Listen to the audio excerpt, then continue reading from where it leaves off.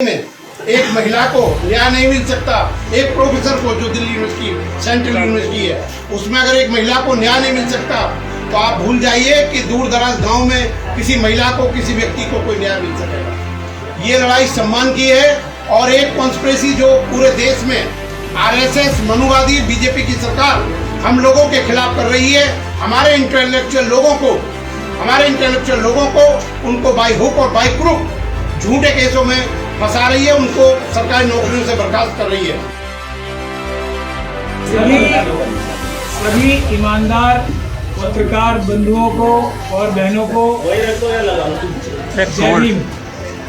आज आप लोगों को बुलाने का एक खास मकसद ये है, आप सभी लोग जानते हैं कि हमारे इंटेलेक्चुअल जो हैं SC, ST, OBC और माइनॉरिटीज़ के अम्बेडकरवादी जो इंटेलेक्चुअल्स हैं हमारे, आप सभी अच्छी तरह से जानते हैं कि हज़ारों सालों से एकलव्य नाम का एक कॉन्सेप्ट चलाया जा रहा है और वो भारत का संविधान बाबा साहब के बनाने के बावजूद भी वो कॉन्सेप्ट आज तक खत्म नहीं हुआ। उसकी एक के बाद आपने रोहित वेमुला, अभी रिसेंट एग्जांपल ही मैं आपको दे रहा हूँ, पायल तड़वी और इस तरह के आपने बहुत सारे एग्जांपल देखे। वो लोग ऐसे लोग थे जो देश का नाम पूरी दुनिया में रोशन करते और अच्छी शिक्षा लोगों को देते। इतने बड़े बड़े इंटेलेक्चुअल हमारे फ्रस्ट्रेट होके आत्महत्या करने पे मजबूर हो गए। उसी कड़ी में एक और एकलव्य नहीं, एक और व्यक्तित्व से आत्महत्या कराने की कोशिश दिल्ली यूनिवर्सिटी, हमारे देश की जो एजुकेशन मिनिस्ट्री है और अमित शाह साहब की जो दिल्ली पुलिस है, वो एक वैसा ही एक गंदा और घिनौना काम एक और हमारे व्यक्तित्व से करा रही है। उसका नाम आप सब लोगों को पता है, डॉक्टर रितु सिंह। जी हाँ, डॉक्टर रितु सिंह ये वो शख्स हैं या महिला हैं जिनसे मनुवादी मानसिकता के बड़े बड़े लोग, जिनको देख के ईर्ष्या से जलने लगते थे और उसी ईर्ष्या के कारण दौलत राम कॉलेज की, इतनी बड़ा कॉलेज है दिल्ली यूनिवर्सिटी का, उसकी मनुवादी मानसिकता की प्रिंसिपल ने इनको हर तरीके से प्रताड़ित करने की कोशिश की, इनको हर तरीके से तंग करने की कोशिश की। उसके बावजूद भी ये अपने टैलेंट के बल पे उस यूनिवर्सिटी में, उस कॉलेज में नौकरी प्राप्त करने में कामयाब हुई, सबसे अच्छी टीचर साबित हुई। अब उनको उनका अंगूठा कैसे काटा जाए, उसके लिए एक नया तरीका, जब छल कपट कुछ नहीं चला तो नकली एक कंप्लेंट बनवाई 35 स्टूडेंट्स है। उस कहानी आपको सबको पता है। और उस नकली कंप्लेंट की बुनियाद पर इनको कॉलेज से निकाल दिया। वो नकली कंप्लेंट, जब डॉक्टर रितु ने हाईकोर्ट में केस डाला तो उस नकली कंप्लेंट की बेसिस पर हाईकोर्ट तक को इतना बड़ा झूठ बोल दिया कि ये तो इससे सारे स्टूडेंट्स ने इनके खिलाफ शिकायत की थी, हम क्या करें, हमें मजबूर होकर निकालना पड़ा। वो हम सब की मेहनत से, भानु भाई की, हमारी और आयर सिंह साहब बैठे हैं यहाँ पे, हम सब वकीलों की मेहनत से हम लोगों ने पहले उस प्रिंसिपल के खिलाफ, उस रजिस्ट्रार के खिलाफ, जो दिल्ली यूनिवर्सिटी के रजिस्ट्रार साहब हैं, क्या नाम है उनका, विकास गुप्ता, नाम बहुत जरूरी है, और जो उनके चेयरमैन है मुकुल गुप्ता, हाँ जी मुकुल गुप्ता, वो उनके चेयरमैन के खिलाफ, और वाइस चांसलर, उनका भी रोल इसमें नजर आ रहा है। और उसके अलावा 5 प्रोफेसर्स और इन सभी लोगों ने साजिश करके उस झूठे दस्तावेज के बुनियाद पे जो डॉक्टर रितु को निकाला था, हम लोगों ने FIR कराई और उसमें चार्जशीट दाखिल हुई। आप समझ सकते हैं कितना मुश्किल काम होगा अमित शाही पुलिस से चार्जशीट दाखिल कराना ऐसे केस में जो मनुवाद, और ये डॉक्टर रितु का केस कोई अकेला केस नहीं है, ऐसा दिन रात अगर बोले, अभी भानु जी बताएंगे आपको बहुत सारे एग्जाम्पल, मैं सिर्फ डॉक्टर रतन लाल का ही एक एग्जाम्पल देना चाहता हूँ।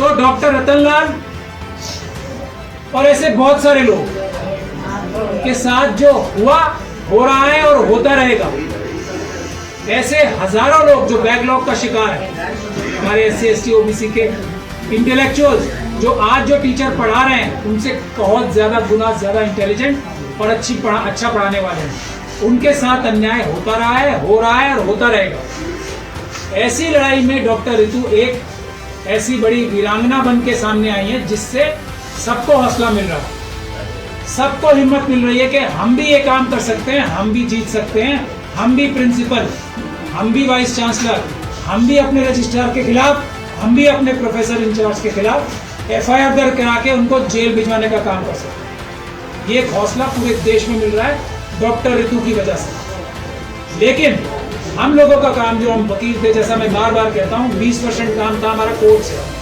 हमने वो कर दिया। मेरे ख्याल से 20% से ज्यादा ही कर दिया था। चार्जशीट फाइल होना इस केस में, और एक चार्जशीट नहीं, और इस केस में जो जुडिशियल ऑर्डर्स हुए हैं उसमें माना गया है कि अमित शाही पुलिस ने भ्रष्टाचार की वजह से इसमें इन्वेस्टिगेशन भी ठीक कही है, और उसके बाद इन्वेस्टिगेशन के लिए IO चेंज कराया गया, ये कोर्ट के ऑर्डर से। अदालत ने ये माना, न्यायालय ने ये माना कि इन्वेस्टिगेशन ठीक नहीं हो रही है, दूसरा इन्वेस्टिगेटिंग ऑफिसर लाओ। उसमें क्या चालबाजी करते हैं अमित शाही पुलिस, उसमें चालबाजी ये करते हैं कि SC ST के एक्ट में जहाँ केस होता है, आजकल हमारे अपने लोगों को IO बनाया जाता है, किसी भी साहब को किसी, और क्योंकि सेक्शन 4 उनके ऊपर नहीं लगता, तो हमारे लोगों को IO बनाया जाता है और उनसे फिर गलत काम कराया जाता है। तो इसके दो रास्ते हैं।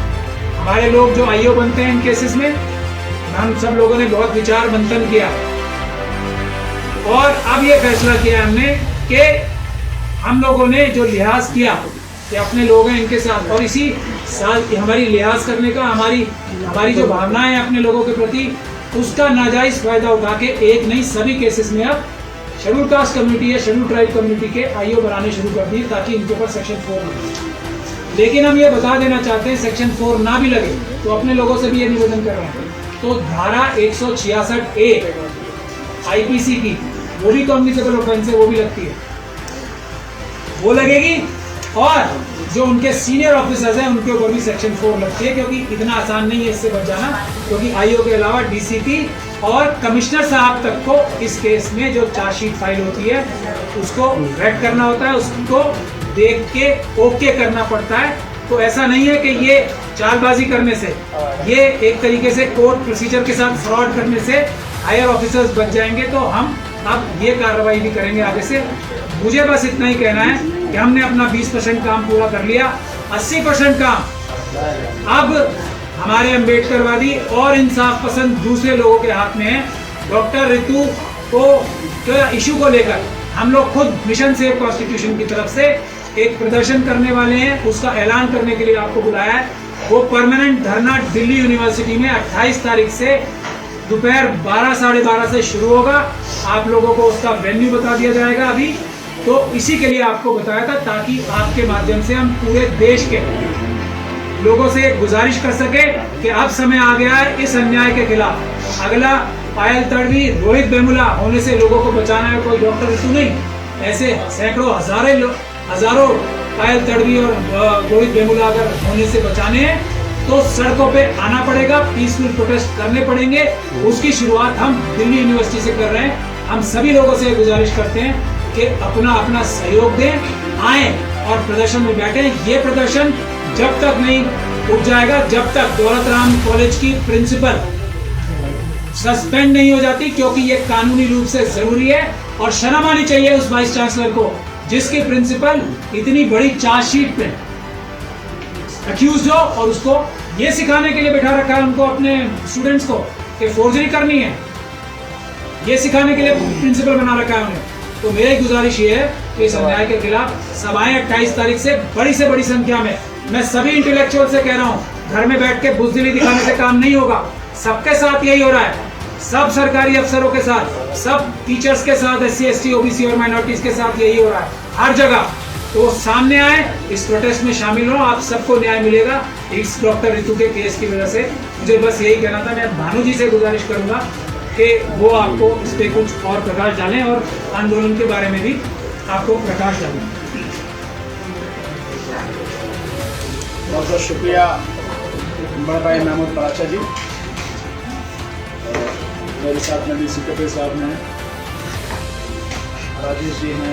मैं माफ़ी चाहता हूँ डीसी कपिल साहब का इंट्रोडक्शन करवाना, ये हमारे इस मुहिम के एक बहुत ही अहम और बहुत ही अग्रणी नेता हैं, स्तंभ है, एक बहुत मजबूत स्तंभ पिलर।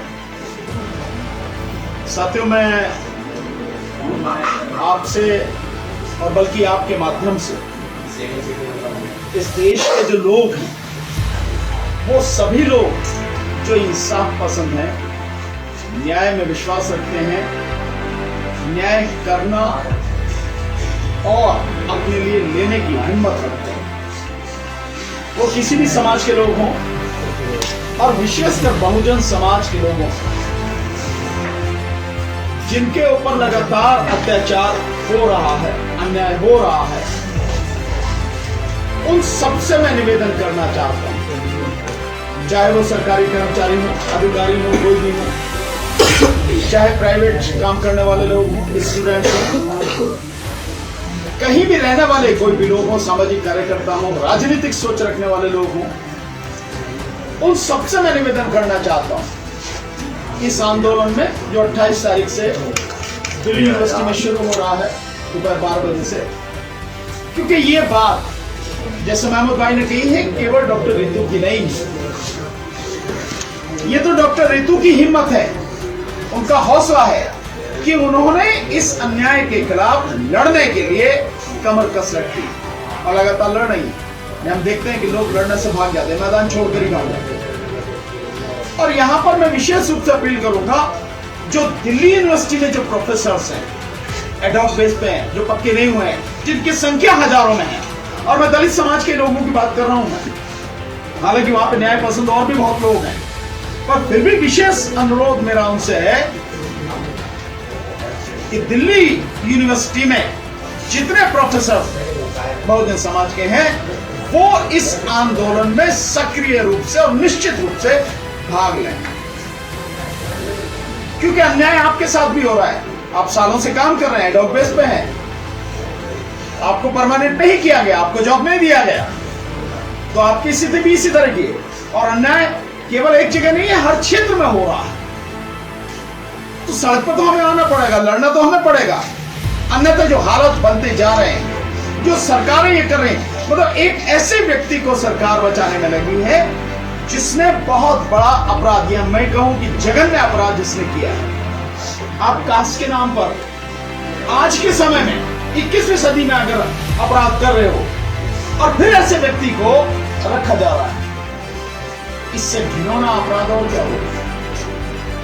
ये आप जाति के नाम पर ये सारी चीजें कर रहे हो। सो ऐसे व्यक्ति को तत्काल प्रभाव से बर्खास्त करना चाहिए था, नहीं किया, बल्कि उसको बचाया जा रहा, हर जगह बचाया जा रहा। और ये जो अधिकारी लाए जा रहे हैं, बिल्कुल उन्होंने सही कहा है, मैं तो पहले से भी इस पक्ष में हूं कि चाहे हमारा ही भाई क्यों ना हो, लेकिन अगर वो अन्याय के साथ में खड़ा होगा, अन्याय करेगा, उसको बख्शिश नहीं होनी चाहिए। गलत गलत है, चाहे जो भी हो। ये जिस तरह से इस एक्ट में बार बार ला रहे हैं कि जो आयु है, पहले भी शेड्यूल कास्ट था और अब भी लेडी है, वो भी शेड्यूल कास्ट है, बख्शेंगे नहीं किसी को भी, चाहे जो भी हो। जो गलत है उसके खिलाफ पूरी ताकत से लड़ेंगे। पर मेरा निवेदन समाज के लोगों से, सभी लोगों से है, इस लड़ाई को अंजाम तक पहुंचाने के लिए कम से कम इस एक लड़ाई को हम ईमानदारी से लड़ना। तो मैं जानता हूं, मुझे पक्का विश्वास है कि यूनिवर्सिटीज में, एजुकेशन जो इंस्टीट्यूशंस हैं, उनमें कम से कम ये अन्याय नहीं होगा। हालांकि ये अन्याय हर जगह है, SC ST के साथ में अन्याय एक जगह नहीं है, कई जगह है। आजकल तो और भी चालबाजी चलने लगे हैं कि जनरल समाज के लोग जो हैं SC की लड़की से शादी कर लेते हैं। अगर माना कहीं कोई सीट जो है SC है और वो लगता है कि उन्हें लड़ना है, तो वहां पे वो SC की लड़की से शादी कर लेते हैं, उसको इलेक्शन लड़ा देते हैं और जीत के सारी हुकूमत को खुद करते हैं। मतलब ये बड़ा अजीब तमाशा होगा। ये जो चीजें हैं, इन सबको रोकने के लिए यहां से शुरुआत हम लोगों को करनी पड़ेगी। और डॉक्टर रितु के इस मामले को लेकर ये हमारे लिए गर्व की बात है कि डॉक्टर रितु हमारे समाज से हैं और इस लड़ाई को पूरी मजबूती के साथ बिना किसी डर के, बिना किसी झिझक के सीना तान कर लड़ रही हैं। हम सबको उनका साथ देना और साथ ईमानदारी से देना है। लोग समय निकाल सकते हैं, अगर चाहेंगे लड़ने के लिए समय निकाल सकते हैं। मैं अपने वकील साथियों से भी निवेदन करूंगा, जहां तक भी ये वीडियो जा रही है, जो भी वकील साथी देख रहे हैं देश में कहीं भी, वो भी इस लड़ाई में भाग लें। 1 घंटा 2 घंटा तो निकाल ही सकते हैं, ऐसा तो नहीं है कहीं भी कि उनको समय ना मिले। हम भी वकालत करते हैं, हम भी जानते हैं, समाज के लिए समय निकालते हैं। तो वकीलों को भी, डॉक्टर्स को भी, प्रोफेसर्स को भी, स्टूडेंट्स को भी, समाज के और कहीं भी किसी क्षेत्र में सरकारी कर्मचारी अधिकारी हैं, आप अपना चेहरा सामने न लाएं। अगर आपको डर लगता है तो आप पीछे तो खड़े हो सकते हैं। आंदोलन में बहुत सी चीजों की जरूरत होती है, आप सपोर्ट तो कर सकते हैं। तो जिस तरह से भी सपोर्ट कर सकते हैं, इस आंदोलन को, इस लड़ाई को सपोर्ट करना है और हम इस लड़ाई को उसके अंजाम तक पहुंचाएंगे।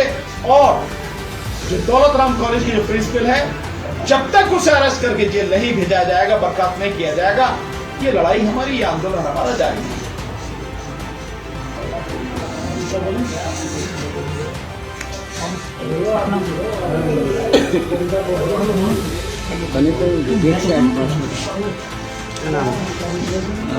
क्या नाम है तेरा? मेरा सभी भाइयों के लिए, अपने जितने भी सही नहीं आ रहा है अभी। ये सब ये लग रहा है कैंसर।